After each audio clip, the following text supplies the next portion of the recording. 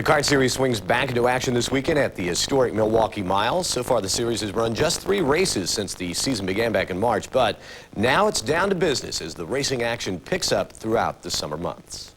Kenny Breck comes off the corner, looks for the checkered flag, and there's 2 in a row for Kenny Breck. I think it's going to be great to come back there. Milwaukee's a fun track, and it's in a fun location, you know, pretty close to the center of town, and always lots of people there, and you know, won there last year, so that's a great feeling, and I look forward to it.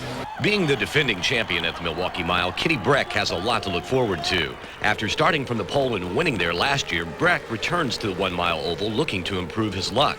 This time last year, Breck was leading the kart points with Team Ray Hall. This season, he finds himself 13th in points with Target Chip Ganassi Racing.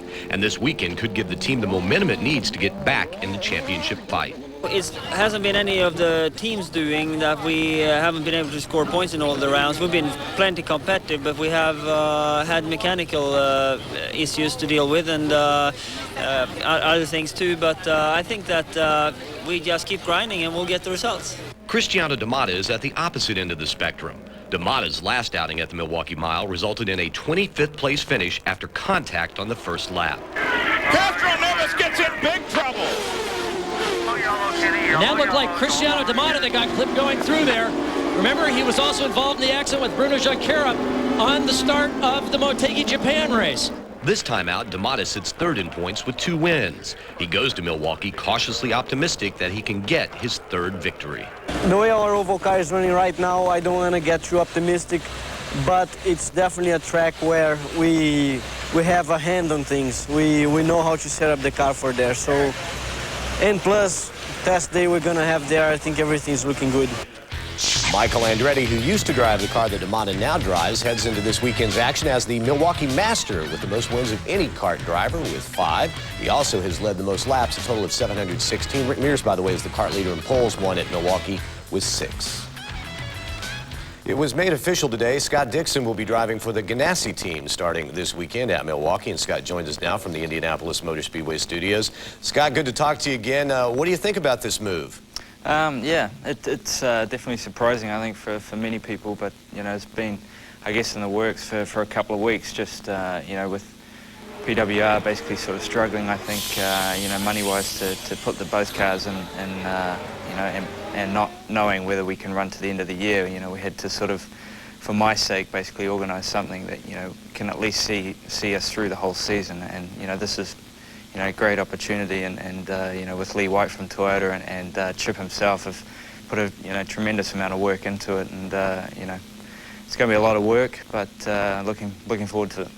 Now, you say it's for the rest of this season. Is it also for a longer term, or is that going to be determined at a later date? You know, that'll be determined, you know, down the road. You know, obviously, it depends on a lot of things with, you know, with Team Target and basically what they're going to decide to do, you know, for the future and what happens with the series and things like that. And will Target be the primary sponsor on the car? I think basically for the first few races, yeah, it will be a full Target car.